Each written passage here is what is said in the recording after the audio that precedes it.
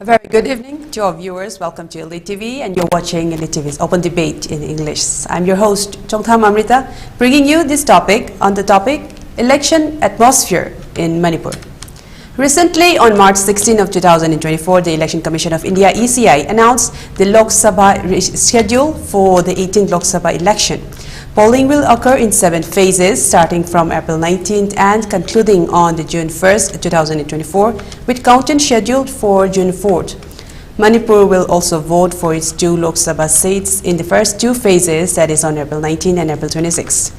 The term of the 17th Lok Sabha ends on June 16, 2024, with the 18th Lok Sabha convening the following day. The Election Commission of India is prioritizing efforts to ensure free and fair elections, focusing on the 4 M's, that is, muscle, money, misinformation, and the model code of conduct. Political parties in Manipur have yet to announce their candidates, with the final picture becoming clear only after the withdrawal deadline, that is on March 30, 2024. Whatever may the final picture be, today we will be discussing on the possible scenes that may be unfolded from now on till the end of the election. To discuss on this matter today as panelists, we have our first panelist for today, retired Colonel Sharat Haorongbam, who was in 3x5 Gurkha Rifles, and since retirement he has been very active as a regular columnist of Ruan Welcome to Open Debate, Oja Sharat.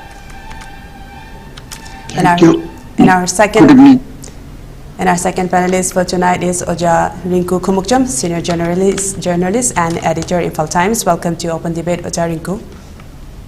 Thank you. And our third panelist will be joining us shortly, who is Advocate Junior Luwang, who is Advocate of Supreme Court of India. He will be joining us very shortly, but before he comes, then we will be starting the program right away with Oja Sharat. First, Oja Sharat, I'd like to know from you, against the backdrop of this 10-month-long ethnic violence in Manipur, do you think the Election Commission of India can conduct a very peaceful election, because a number of heavily armed groups are still freely roaming around with guns? So do you think they will remain neutral? Will there be a peaceful election? Oja Sharat. The first election in Manipur took place in 11 June 1948. That was a very peaceful time, and at present the situation in Manipur is totally violent, and during the peacetime the elections have been always violent, and at present it is like a battle-like scenario. Yes. The election is going to be very bloodshed, and it is quite unpredictable, and it is expected lots of violence will take place, and government has to take up and beef up the security strength and take all precautions to safeguard the lives and the maintenance of the procedure of the Election Commission instructions. But it is very unlikely that a peaceful election will take place at the present scenario. And at present, people are against holding the election. That is battle-like situation, but it is the Election Commission of India, they have order, but and God only knows what would take place, and it can never be a peaceful election at the present moment. This much I want to convey to the people. Thank you for your opening remarks, Oja Sharat. Oja Sharat had just said that even in peacetime, that election is usually violent, that now that the situation is much more dire considering the 10-month-long ethnic violence happening in Manipur, and that the government, state government especially, needs to take proper measures to safeguard the voters on polling day and in the polling booths. That's what Oja Sharat has stated in the first opening round. So since Oja Junior Luwang has also joined, I'll move on to Oja Luwang first, and then I'll come to Oja Rinku. So Oja Junior, so I would like to before I move on to Oja Junior, since we are arranged in this manner, I would like to first move to Oja Rinku, and I'll come back to Oja Junior then. Okay. So Oja Rinku, as Oja Sharat has just said regarding that government needs to take measures in order to safeguard the voters on the polling day. So in view of this election, the government has also issued an order and notice to deposit all licensed firearms to the government. So do you think that it carries any meaning to deposit the firearms to the government, because a large number of unlicensed guns are still roaming freely by those who are considered as armed militants? They are still holding those firearms. So in this context, do you think there could be any peaceful procedure of the polling on polling day of any kind of voting? What do you think, Oja Rinku? It is the duty of every district administrator to arrange to take up proper measures for conduct of free and fair poll. That is a duty of every district administrator or even the Election Commission of India. See, March 16, the Election Commissioner of India, Mr. Rajiv Kumar, had announced the poll schedule for elections all across the country. But you know, the parliamentary seat for the Lok Sabha is only 543. But when he announced, the seat was increased by one seat, that is 544 seat. When he clarified regarding the matter, why should it be 544 when there is no rise in the number of constituency here in the country, then he said that is because of the crisis that is happening here in the state of Manipur. See, for example, on April 9, April 19, the first phase election will take place along with the inner Manipur constituency, as well as some portion of the outer Manipur constituency. That has been announced, and you know, the outer Manipur constituency, unlike others and any other part of the country, it is going to be held in two phases. So a single constituency, it will be, you know, in two phases for the outer Manipur constituency. That is you know, not natural, not normal. So when the Election Commissioner of India clarified the matter, he stated that it is because of the crisis, and you know, in order to the poll in a manner, it is being conducted in two phases. So what I mean is that the Election Commission of India is very serious about the issue that is happening in the state of Manipur. Okay. So you know, it has been almost over 10 months that we, the people of Manipur, has been struggling, has been suffering from the crisis, and there is no way forward seen. And as you told that, you know, after the announcement of the election poll schedule, then you know, the district administration here in the state of Manipur also issued order to submit all the licensed weapon. It is easy for the administrator or district administration to collect all the licensed weapon, because they are, you know, they are all recorded in the police station. Or you know, they have records of those who have the licensed weapon. So it is easier for them to collect the weapon. If they fail to submit the weapon, also it is easier for you know, it is easier to trace the weapon. But when it says that when it says to submit the licensed weapon, there is no mentions of anything about the illegal weapons that have been, you know, it is over 6,000 weapons as according to source you know, revealed by the government. It is over 6,000 armories, arms that has been taken out from the armory, state armory. Even not only in the valley area, it is also in the hill area, that is in Suchampur and Kangpokpi. Many weapons has been with the you know, people illegally. Many people has been possessing the arms illegally. So you know, what actually happened here in the state, for example, take an example of Imphal. Recently, the petrol pump outlet here has been closed down, shut down, because of the you know, several kind of demands by armed personnel. You know, they have to shut down their petrol pump. There were incidents of a family being looted, being, you know, intimidated and looted. Many things happen because of these arms personnel, you know, illegal arm possessor. it happens. We have witnessed several things. Amidst this crisis, we have faced, we have seen incidents of intimidating the people.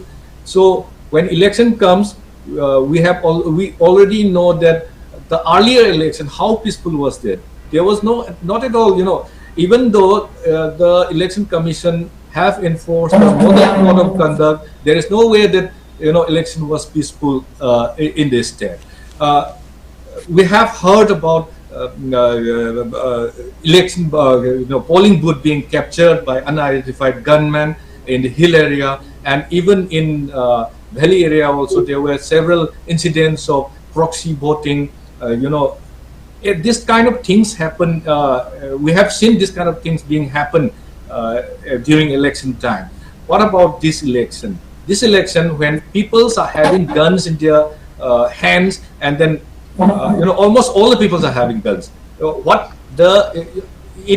have already noted that when the election commissioner said that it is, they are very serious about this money method, the 4M. They told about the money, the muscle power, the misinformation, and the model enforcing of the model code of conduct. So when we talk about this, how it will come into effect in the state of Manipur is, we have to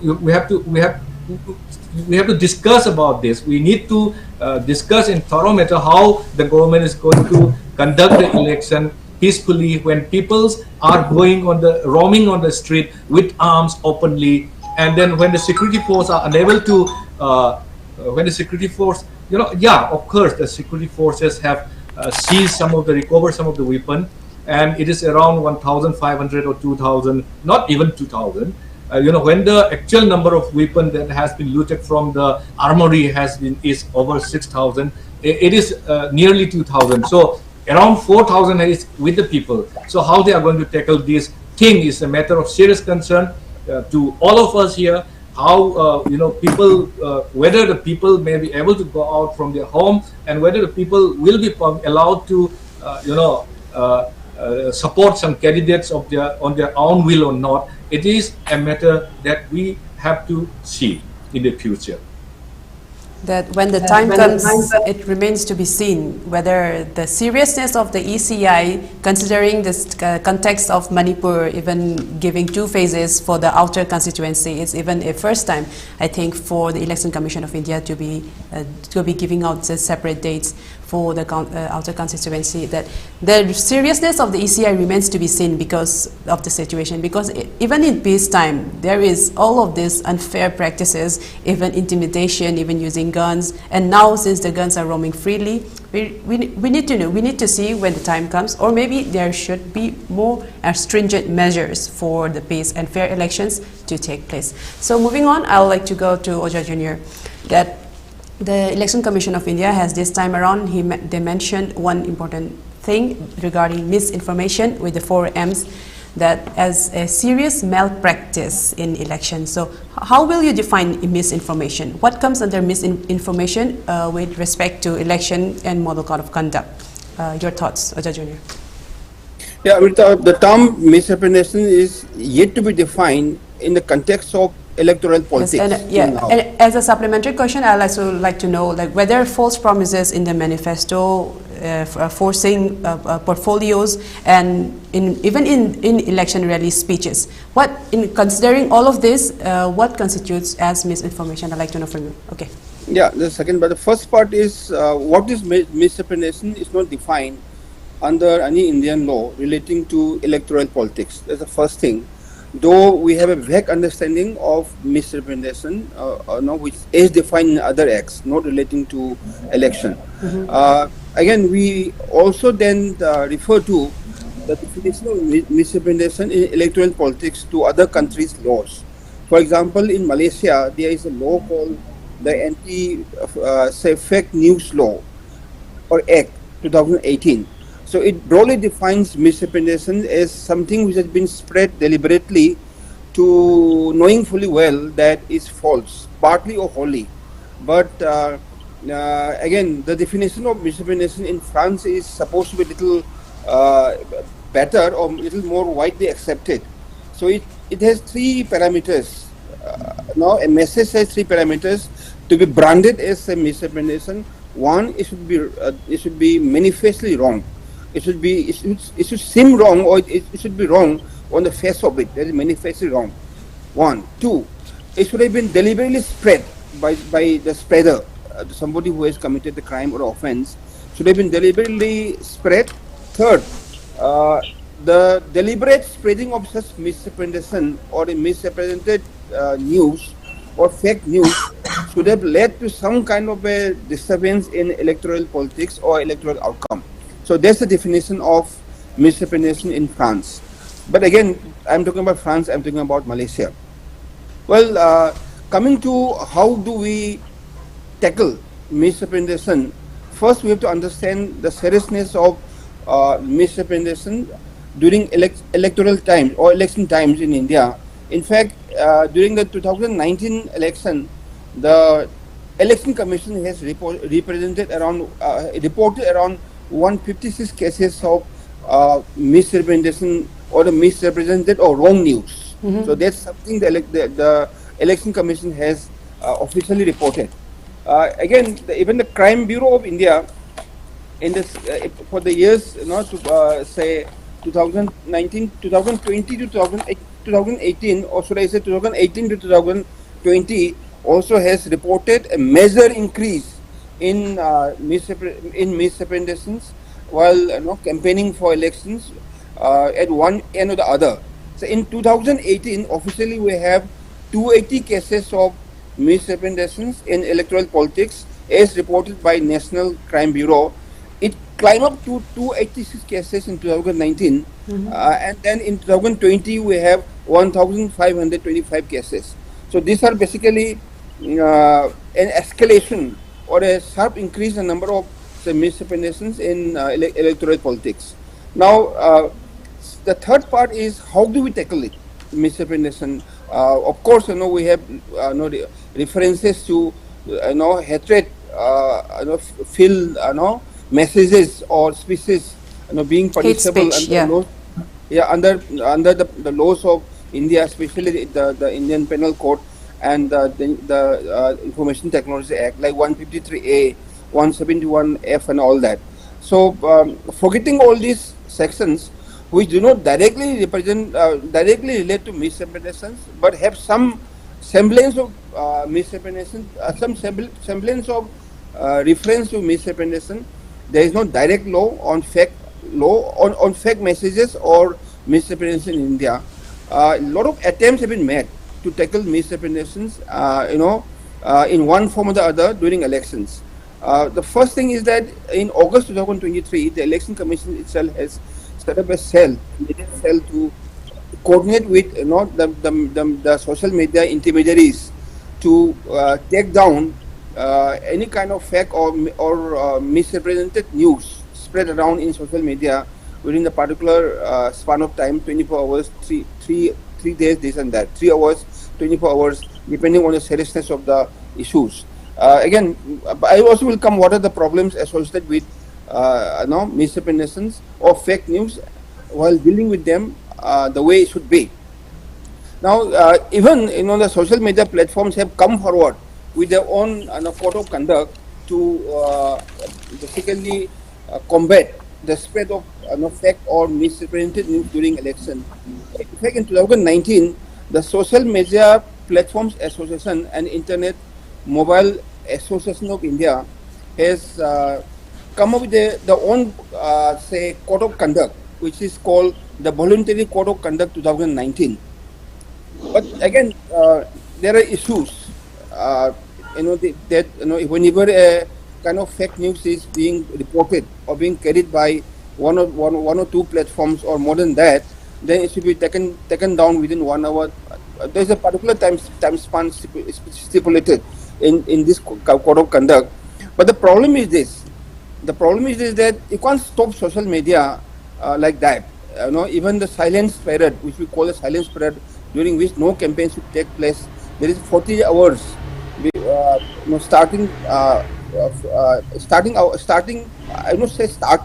ending at the closing of the polls. So that's supposed to be a silent zone, but you can't stop a particular politician's speech on social media being carried on or being displayed in social media platforms or intermediaries during this silent period. That's a big challenge. Now, the second challenge is that even this Code of Conduct 2019, a voluntary code of conduct by the social media intermediaries and the Internet Mobile Association of India, the problem is that it needs a lot of coordination between the Election Commission and the social media intermediaries. Now, the social media intermediary also has got its own guidelines.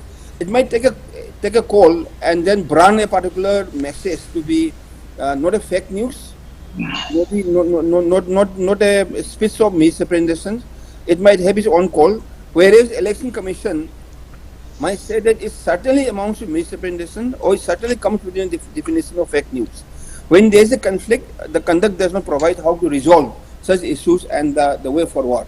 The second part, as we say or as we hear across the world, is that there is a very imminent danger of artificial intelligence. Artificial intelligence per se is a good development, although it is posing a lot of challenges to human capital. But we'll see how the course is in the years and the months to come. But the problem with artificial intelligence is that you basically create a tool or a device where the artificial intelligence itself on its own keeps on spreading such messages across social media platforms. You can't punish a social media an AI device very easily. Difficult to hold its accountability, who has started it. So a lot of technical challenges going on. There is something which is being you can say looked at or considered seriously across the world, not only in India but also in other countries like America and other Western countries. Now, the most important part will be the issue of enforceability. Exactly. Suppose if somebody has spread a fake news or misrepresented any kind of say news item, either knowingly or unknowingly, how do we punish him or her? Of course, print media is a lesser challenge because accountability in print media is very high. Every news item, every opinion carries its own author or the one who writes it. So it's easy to hold or say pull up the writer or the author. But when it comes to social media, you basically have to report it to the crime cell, the cyber crime cell, and then trace its origin. And then the origin may be easy or difficult to trace. A lot of challenges are being faced. But I think as the technology also develops, and we also should, I think, in fact, the technology also, a counter technology also being is fast developing to tackle such challenges, and it's a matter of time which one cases the other faster. So that's the third part of it. Yes, but Oja Junior, to interrupt you just a moment there, what about the candidates spreading misinformation while holding election rallies? Because there is high chance of spreading misinformation in election rallies. So how can the candidates be held accountable during such times? Okay. Before answering your question, let me also distinguish between misrepresentation and disinformation. Okay. As I understand it, misrepresentation can be done by somebody unknowingly, whereas disinformation is always done by somebody knowingly. He knows that the information is wrong, but he still spreads it. That's disinformation. Of course, if a candidate indulges either in say misrepresentation unknowingly or disinformation knowingly, as I distinguished it just now, he can always pull up. He or she can always pull up. Why not? And we have the laws in India, information technology. We have the model code of conduct, and we have the election rules. We have the Representation People's Act, the IPC. They can always be pulled up if somebody is trying to garner votes or grab votes by spreading knowingly or unknowingly fake or wrong news. That he can FIRs can always be filed. Why not? Can always be done so. But Amrita, I think you asked a very important question. Political parties make a lot of say items or promises to be performed during its next. Should it comes to power, I will put it this way: Now there's a lot of debate going on as to that kind of promise is something which it actually promised to perform, whether it actually amounts to a kind of legal commitment or a promise, or is it that it is just some kind of a hope which is spreading among the masses that if the party comes to power, then these are the things we are considering to do. There was a judgment of the Delhi High Court, of course by a single judge. I think it's some lady judge who basically said that electoral promises amounts to actual legal promises. If not enforced or if fulfilled, he or she can already pull up. But I don't think that judgment is still alive today. I think it has been overruled by a division bench judgment. This is my understanding, subject to correction. Otherwise, a lot of governments would have been in trouble. When it comes to NRC, when it comes to a lot of other important legal issues. I don't think that anywhere in the world also if an electoral promise is held or treated as a legal promise. Even in America, Trump promised a long and a big wall between Mexico and America, but during his term he didn't fulfill it, and nobody tried to legally enforce his promise by basically saying that he made his promise and he didn't fulfill it, and he should be legally held and accountable. So that looks little a difficult proposition, not only in India but also across the world. So that's how the law stands today. But ideally, it's time for us to hold political parties and the political candidates accountable for what they say and what they promise during elections, and make it legally enforceable. Only then I think they will make promises and assurances which are sure to be fulfilled, and they have to fulfill it. If not, and they should know that there is some kind of a legal accountability in terms of a huge fine, or in terms of even punishments, physical punishments like imprisonment for a particular term. So that's something which is should be in the process. In my opinion, I think that should be this is part of the legal framework. Basically, a well-rounded law regarding this misinformation, fake news. A well-rounded law needs to be enforced, even in the manner of how a candidate should be held accountable, and how those actions can be enforced by the Election Commission of India.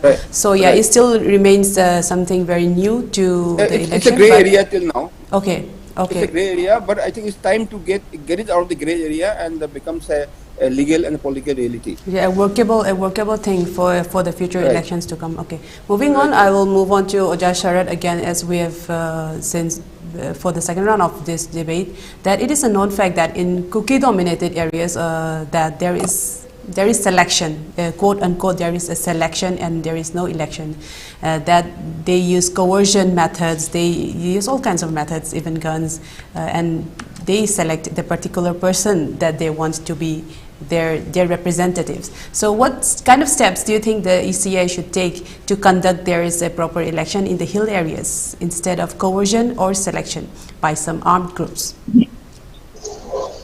Oh, just heard. I really wonder how the Election Commission of India have not got any feedback how the election have been conducted in hill areas of Manipur. In the hill areas, there have never been on record this election. It is a sort of forcibly by force people have been they have selected. It is never. They have never followed the instruction of the Election Commission of India, and I again wonder how the intelligence agencies like RAW, ASB, subsidiary bureaus, and CID, SIB, all the intelligence people, they have not sent any report about the election, how the election have been conducted in hill areas, and how the connotation of the election procedure and the system have been carried out by the Election Commission of India. And for the last 17 Lok Sabha election, it is all unfair, and people are never free to cast their vote.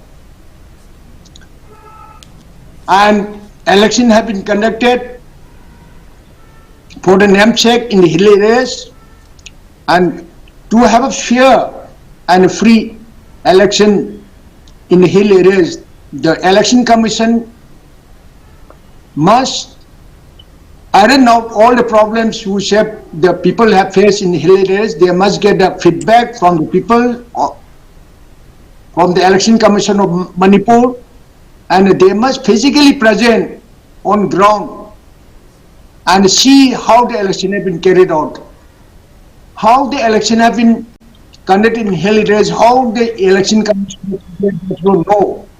That is a real irony and mysterious election in Manipur. And the election procedure is never followed, and people are never allowed to cast their vote, and it is a well-known fact, and whole Manipur knows it. And I don't know how the Election Commission of India does not have any report on this aspect. They must get all the details and iron out and sort out the problems which is likely to take place, and they must anticipate the trouble spots and unfair means they are going to adopt by the armed militant groups in hill areas. They must discipline and sort out not only one option, 1, 2, 3, 4 options, and make the system how the instruction have been carried out or not. It is no point of having election when the election process is not carried out properly. I request the Election Commission of India to beef up the security strength, to have a free and fair election, and the people are allowed to cast their vote. And it will be a milestone achievement of the Election Commission of India if the election is properly conducted and people are allowed to cast their vote in the hill areas at this forthcoming the 18th Lok Sabha election at this time. It is very unlikely that the such miracle will take place at this time. And if India does not know what is happening in Manipur, it is very unfortunate and at the same time it is a neglected situation by the government. Government means central government and the state government, and we cannot keep not only election time, at other times also government must not treat the people like this. And I must tell you, it can never have a free and fair election at this time also. And Election Commission is unlikely to follow the instruction as per their instruction. It has been never been followed also. And I really wonder what type of steps and measures, precaution measures, security measures, and election procedure and political motivation, and what sort of means they are going to use it to have free and fair election at this time. This much I want to tell you. Thank you. Okay, as we just heard from Oja Sharat, that even though the Election Commission of India is taking up many sorts of steps to ensure free and fair elections, that Oja Sharat says he remains doubtful that it will be conducted fairly in the hill areas, because as we all know the situation, and then that it is a known fact of all of the coercion that takes place in the hill areas, and not just in parliamentary, in assembly elections, and from all the years that we have seen from previous elections, that it is a known fact usually in hill areas, that it would be a very huge step for the Election Commission of India to indeed conduct a very peaceful and fair elections in the hill areas. So moving on to Oja Rinku, that is indeed a very good point, and indeed the Election Commission of India needs to take this as a feedback to correct and iron out some of the courses laid down in the hill areas. Just not just in the hilly areas, just basically to iron out all of the election procedures, especially in far-flung areas. So moving on to Rinku, that many people, including intellectuals and even the civil society organizations, they feel that the present situation in Manipur is not conducive to hold an election, but we don't see any of them petitioning the Election Commission of India to defer the election until normalcy returns. So would it be wise to defer the election for a future time, or how can the election be held, realistically speaking, Rinku? What do you think? See, India is considered as the largest democracy in the world. So election is mandatory, and without election, there is no meaning of democracy here in India. So, skipping the election here in the state would amount to be a shameful incident or a shameful thing. So for India to the world. So having said so, when we look a little bit backward, at the time when India gains independence in 1947, 15 August, and then there is a Constituent Assembly. Because I am bringing up this issue because I want to tell something to all the viewers and to all the viewers about what is election and how India has been treating Manipur when it comes to the conducting of election. The father of the Constitution of India, that is the B.R. Ambedkar, during the Constituent Assembly debate, he had stated one thing, that when there is an argument, when there is a debate whether there should be Manipur should be a full-fledged state or not, he had strongly argued that election will not be possible. This is, I quote, election will not be possible for a simple reason that so far as these two states, that is Manipur and Tripura, are concerned, there are hardly any local authorities existing there. Manipur is a very backward area. There are many of these local bodies and organizations. The educational status of these two states, that is Manipur and Tripura, at the time of merger. This debate took place on September 6, 1948. So this was before 1949. So this was before the merger of India. That is, Manipur signed the merger agreement in Shillong in 1949, September 21, and later become a part of India on October 15, 1949. That is known to everyone. But when the Constituent Assembly, there is a big debate, and they discuss about Manipur. Manipur should be merged as a state of India or not. There is a big debate, and the father of the Constitution himself had told that Manipur, there is no way that election can be conducted in Manipur because there is no, Manipur is uncivilized and there was no local authority there. That is what he had mentioned in the parliamentary debate. Actually, in 1947, after the British left, Manipur already have a Constituent Assembly, already have a constitution of its own. Having known the fact about this, the so-called father of the Constitution of India had straight away stated that Manipur is not civilized and there is no way that election can be conducted there. What does that mean? So it is after 20 years of merger that Manipur conducted election. After it became a state of India in 1972, so the election started from 1972. So how was the election there? Already in 20 years, the people has been exploited. People has not been politically educated, not given awareness about what is election and what are the laws that are, conducting election in the state of India. From 70s to till now, there is not even a single event that, the Election Commission of India or the government of India or any other authority which is, safeguarding the nation has come forward to educated people and to literate people about the democracy.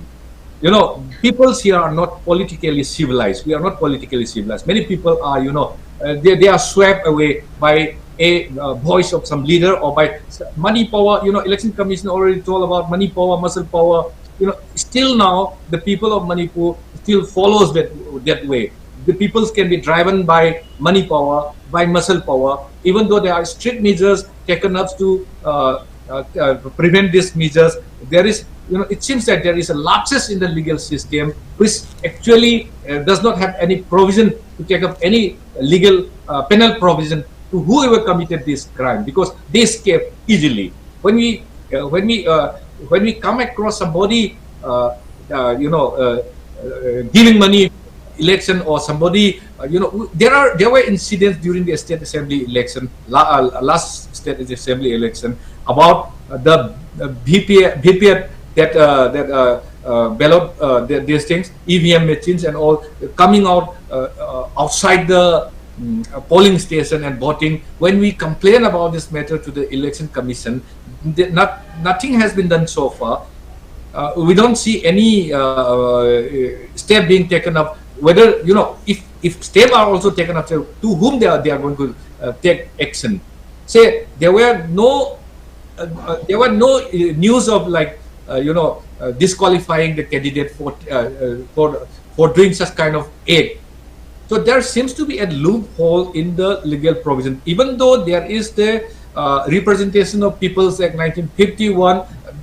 Various provisions are here to conduct the poll in a free and a fair manner. So the candidate who are malpracticing, who are spreading false news, or who are bribing the voters to get their support, in order to stop this kind of things, there are many provisions. But when it comes to the reality, there is no such thing that they can take up a case. There seems to be a lapses in this provisions given in the model codes of conduct too. It's a model code of conduct. It's a model. So enforcing this model code of conduct is also the duty of the district magistrate when it comes to the election. So checking about checking about how the people are spreading, being misinformed about what they have been taking up in the last few years, or what they are going to do in the coming days, and so and so. These are the things, challenges occurring here. When it comes to the hill area, we already know that we already have evidences that people's are there are selection going on, not election going on. People are forced to stay away from the polling, and then a single man giving doing the polling all the day. So these are the things we have seen and we have come across, but still now no action of such incident has been taken up. We don't come across any action coming up. Even when there are complaints about false affidavit or any other things about anything, there are, how many election petitions are there in the Manipur High Court? As many as 20 or 30 election petitions are there in Manipur High Court, and still now it has not been disposed except some 1 or 2. So what took that long? It is nearly, it has completed 3 or 4 years, then it will complete another 5 years. The election PS, election petition being pending in the Manipur High Court will, end disposed at the, ending part of this term. So what is the use of these things? I don't understand these kind of things. So there are lapses in the system itself.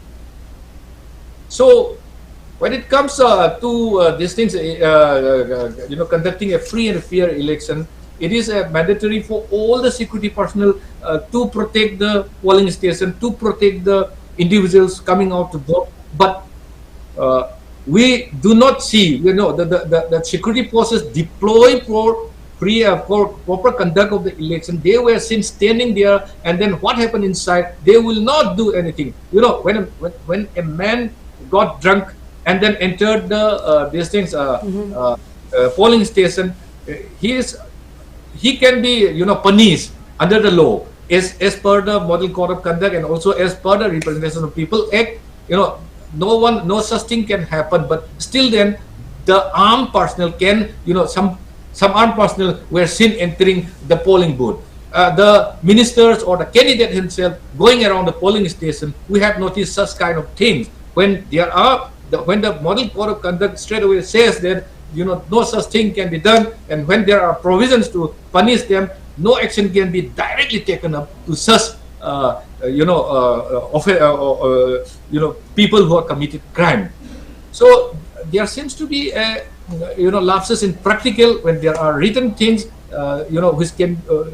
which seems to be very effective for the conduct of the free and fair poll. But still, then these these provisions under the Representation of People's Act and Models Code of Conduct and other act, the IPC and CRPC, all these things, you know, when it comes to election, they seems to be, without they any don't teeth. have Yeah, there seems to power be. guys there. These are things happening. So it's difficult whether there will be a free and fair election in Manipur amidst this crisis, when people are having lots of guns, in both hill and plain area.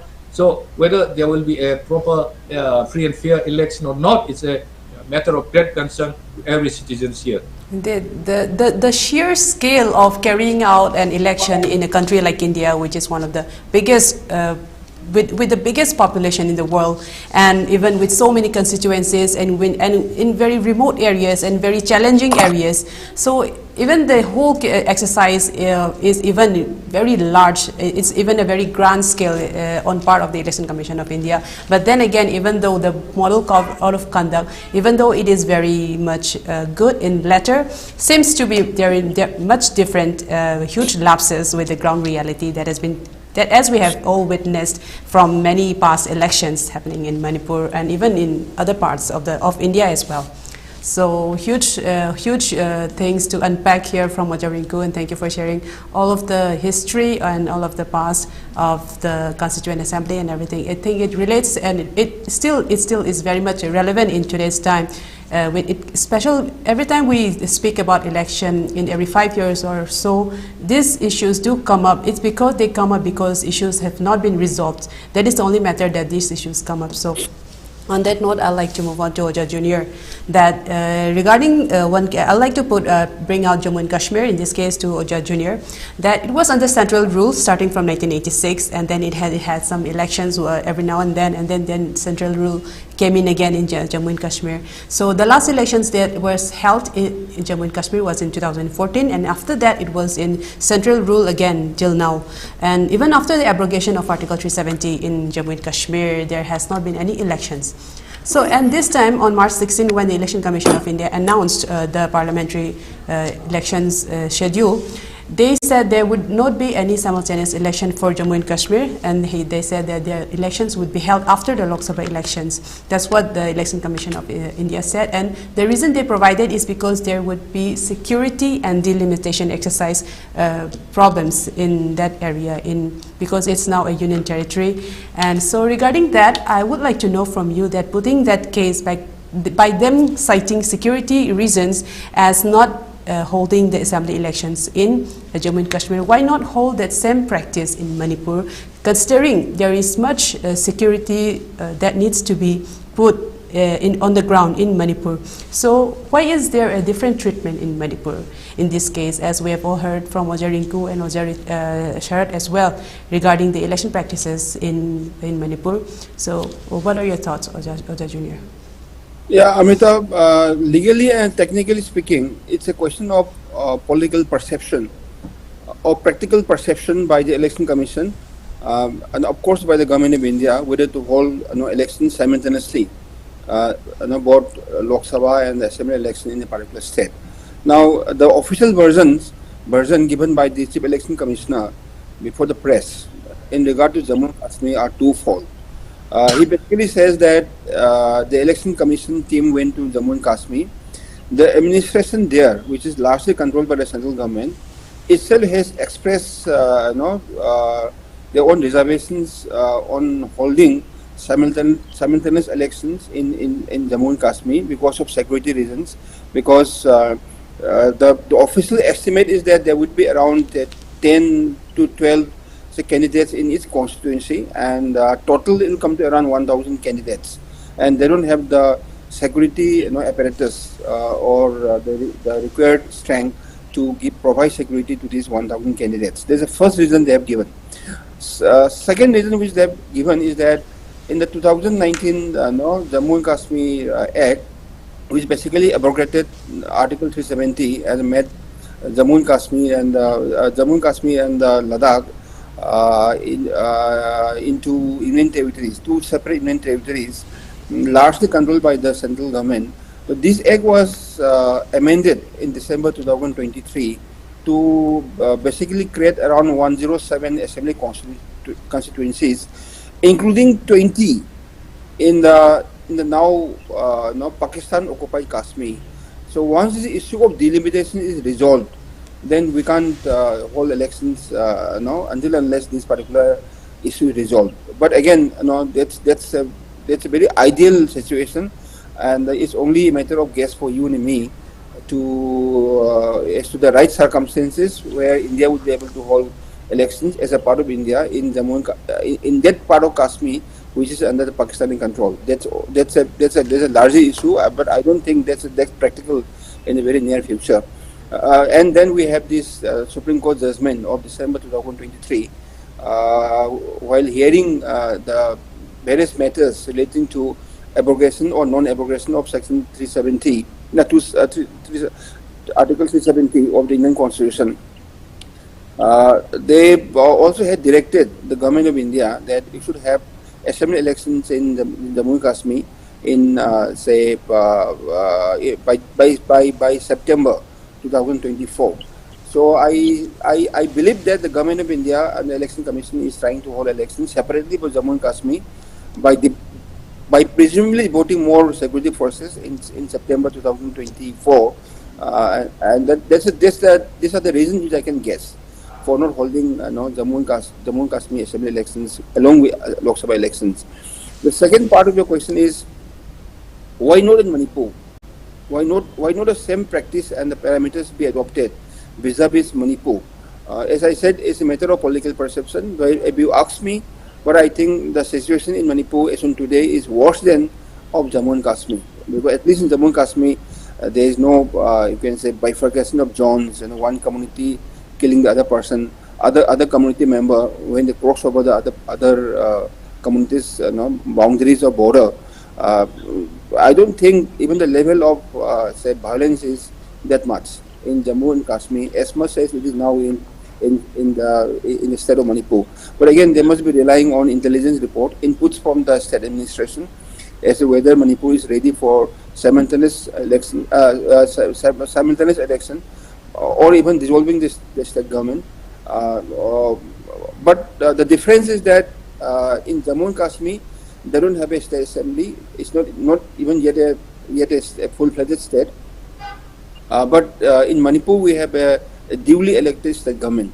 So first, before we hold election in Manipur, they have to first dissolve or basically dismiss the present government, and then maybe we have a president's rule for some time, and then possibly the central government may go for a fresh election. But right now we have an existing state assembly, so I don't see any good reason for not holding or dismissing the state government and then going for a state assembly election, because assembly is alive and the state government, central government has not dismissed the present state government. So that is the question little premature, because Jammu and Kashmir is due for a state assembly election, whereas Manipur is not. So that's a little bit of an ambitious question. I would. Yeah, but my point was not about holding the assembly election simultaneously and with the parliament in Manipur. My question was, the reason for not holding the assembly elections in Jammu and Kashmir was because of security and delimitation reasons. Right. And I wanted to point out that because they mentioned that there is security reasons for to provide the security detail cover to be provided for the candidates. So I mentioned that because of the violence that's happening here, even the parliamentary elections will need a lot of armed security personnel for the voting to carry out in peace. So considering such a situation, as you just said, the situation in Manipur is even worse than that in Jammu and Kashmir. So in this air of violence, in this atmosphere of unease in Manipur, how can the Election Commission of India still schedule two dates for Manipur? That is the question that I wanted to point out to you, Oda Junior. In Jammu and Kashmir, we are talking about assembly election. In Manipur, we are talking about Lok Sabha election. So there's a difference. So Lok Sabha election basically needs a little less preparation because we have only 2 seats, one for the valley and one for the hills.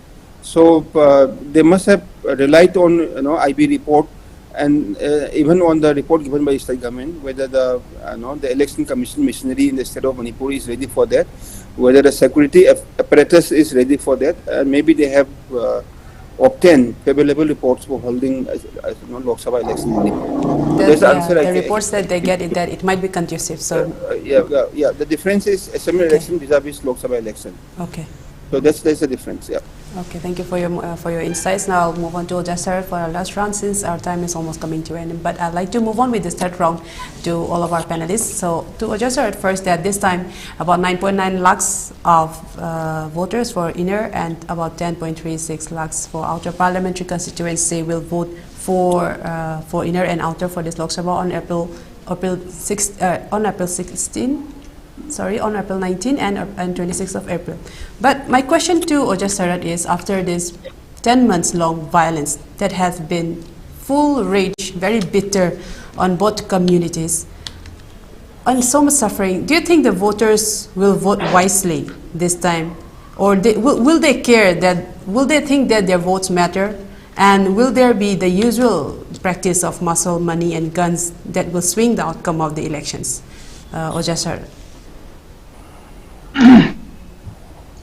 That the number of voters in the inner and outer is reversed now. Out of 40 constituency, that 8 have been emerged with the hill areas. So it is the other way around now. And I have seen going around the remote corners and hill areas for the last 10 months or so, I could see the people have changed their mind. At this election, the money power, muscle power and gun culture will not work out. People have suffered a lot. They have been crying and suffering for the last 10 months. The government have neglected, and at this time, they have wisdom enough to cast their votes, and the result at this time will be unimaginable, unpredictable, unthinkable result, I expect. And it will be a very fair to say that people have changed their mind, and that I won't say that government, whatever it is, whatever they expect, they want to dictate, people will not take any action on their instructions, and they'll exercise their franchise freely and fairly. I expect a very good result, and people will cast their vote very wisely and with deep thought. And people must realize their sufferings, and they never forget their agonies of life which have gone through, how the people have how the government have neglected, and how they suffer. This will never can erase from their hearts. And this result will be very, very, very, very, very unthinkable and very surprising for the whole India. I must say that. This much I want to convey. Okay, that the people will now have no whims, that money and muscle will have no control over the people of Manipur, especially during this such suffering, after seeing so much suffering by the people of Manipur since the past 10 months, and how the governments have neglected, the central and state governments have neglected the sheer agony that the people of Manipur is suffering, and that in this election that the people will vote and they will choose their leaders wisely is what Sharat has just put forward. So moving on to Rinku, I'd like to know from you that I'm not talking about just the parliamentary, but what about the next assembly election in Manipur? Because what should be the reality on the ground? What kind of situation should prevail in the ground of Manipur, in the whole of Manipur, so that once again it returns to peace and normalcy? And what are your predictions for the state assembly election after seeing all of this turmoil that Manipur has gone through since the past 10 months? Then we'll have this election, and again, what are the changes that you can predict in the future, and what kind of reality of a peaceful, normal Manipur for the future election? No, everyone is talking about political solution about this ongoing crisis. When it comes about political solution, it is about elections. It is related to elections and parliamentary election. It's also very, very related. You see, when it comes to election, the whole crisis, the whole idea of being oneness among the Kukis or the Meiteis will somehow differs. People will be divided among the candidates. Many candidates will come up. From the BJP will come up, from the Congress it will come up. The CPI has already announced its own candidate. So there will be 3 or 4 candidates. There will be division among the people during this election. It doesn't mean that they will go outside the premises of the idea of Manipur. But even still then, the number of people will be more, and the number of candidates will be more, and there will be a lot of competition there, and definitely people will go on their own way to vote to their to their own desired candidate. So this is the way it goes on, and how the politics play, how the political party garner vote, it is a matter of how tactful are they. So when it comes to the outer Manipur Assembly constituency, it is about, you see, when you look at the 2014 election, you will find that Thangso Baite won the election with just 2,90,000 votes. So that is reality, and Mr. Sosoloro, he got 2 lakhs, some around 80 votes. There is not much difference. So that was a time when the Congress was in government. So Manipur election, if we go a little bit deeper, we'll see that in 2019, the 2019 election, that was Sosoloro that won the Outer Manipur Assembly constituency of the NPF. That he got around 3,62,000. There were lots of candidates from the Nagas and from the Kukis also. There are 2 candidates from the Nagas, and then 2 candidates from the Kukis, and then 1 candidate from the Kong community. That is a smaller community. When others communities don't get much votes, these 2 Naga candidates got a lot of votes. So Mr. Benjamin Mate, he got last election, he was a BJP candidate, and then Sosoloro was an NPF candidate. He got, just a margin of 3,60,000 above 60,000 above the votes and win. So why I'm talking this, why I'm bringing this issue is a little bit related about bringing peace in the region. So our learned friend has already told you about there may have been a report from the IB or from the SIB or from the CID or from the state government whether it will be feasible for the election commission of India to conduct election in the state of Manipur. They might have got a lot of reports. So according to the reports, they are doing this. They are announcing the date for the election poll date for Manipur, despite the crisis and despite the voices of to defer the vote from the state of Manipur. You see, the de facto element of this election for the outer assembly election will be the 9 assembly constituency that is dominated by the Meiteis. It comes around 2.5 lakhs. 2.5 lakhs is the last number of votes that will be the deciding factor. There is a conflict between the Meiteis and the Kukis, and at this time I don't think that the Kukis people will get that much vote from the Meitei people. Definitely, when there was not this issue, the Nagas, the candidate from the Naga side, they can easily get vote. So there are possibilities that those who comes from the Naga side, that is maybe NPF or the Congress or anybody who comes from the Naga side, they are advantage in they are a little bit advantage of winning this election. So when they win this election, the problem that is being ruining this state, the functioning of the state, may find a solution after the election, because we have seen a lot of things after election. Who knows? The idea of creating a jalangam to the perception of the Kukis people. Not all the Kuki, I'm not talking about all the Kuki, I'm talking about some of the Kukis who are instigating the civilian, who are using the civilian as a shield and then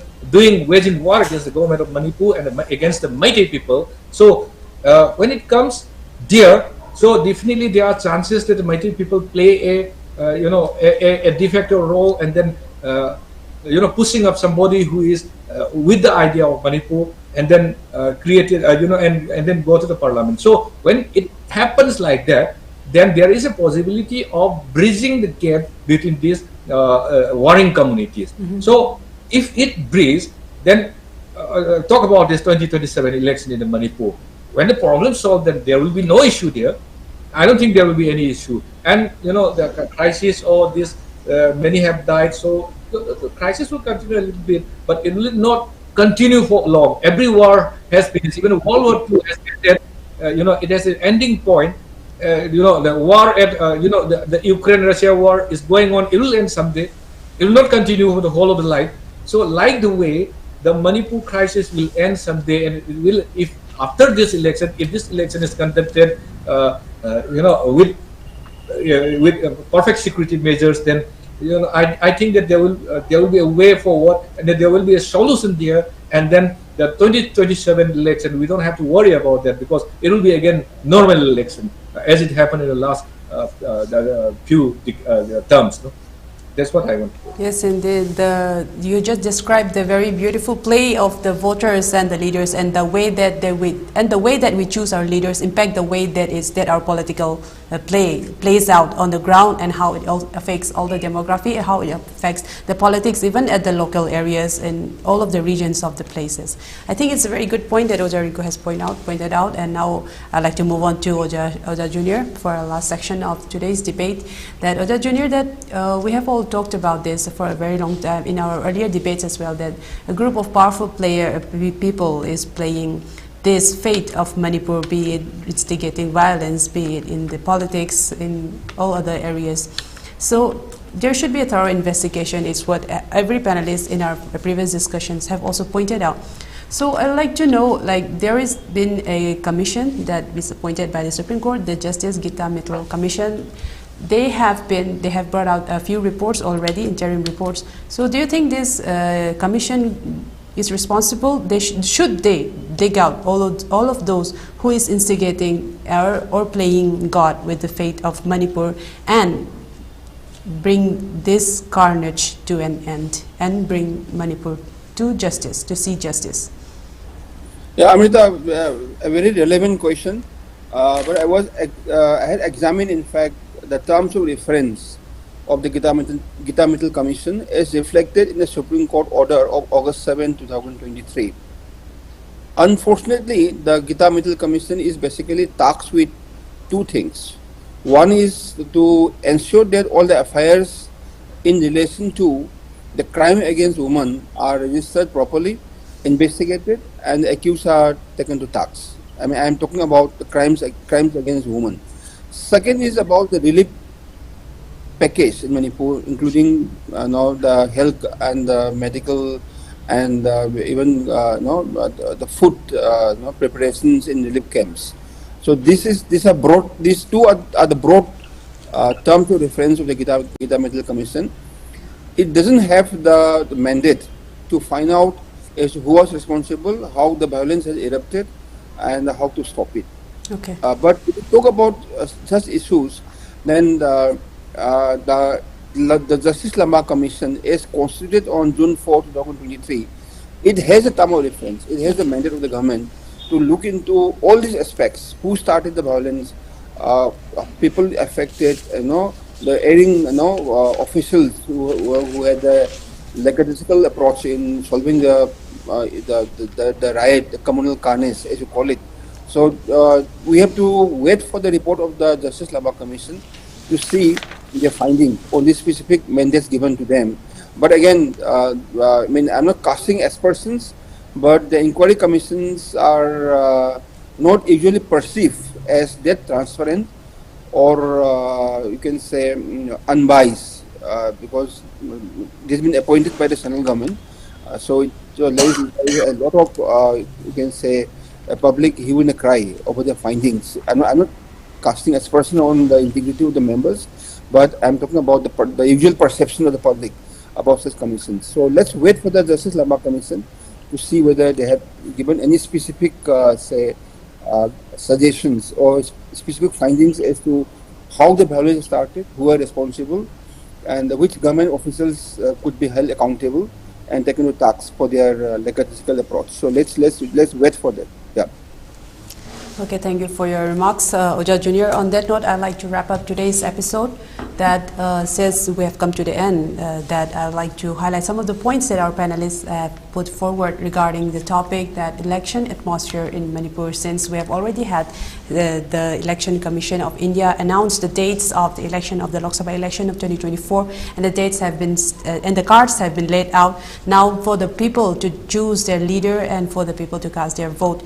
And there have been discussions regarding, is the situation in Manipur conducive to holding elections, and with our speakers saying that since it's a parliamentary election, it would be a big exercise of democracy to carry out, and if not done in this part, it would be even a shame to India claiming to be one of the biggest democracy in the world, and that with proper security measures there could be even very free and fair elections, as Election Commission of India has laid out, that they would be looking into 4 M's, that is the money, muscle, misinformation, and the model code of conduct as the pillars to how the election is carried out in the ground. And in conclusion, ensuring a peaceful and fair election in Manipur comes with many challenges. It does require many proactive measures and accountability on part of the candidate, and also accountability on part of the voters, and efforts towards restoring normalcy for future electoral processes. On that note, I'd like to wrap up today's episode. I'd like to thank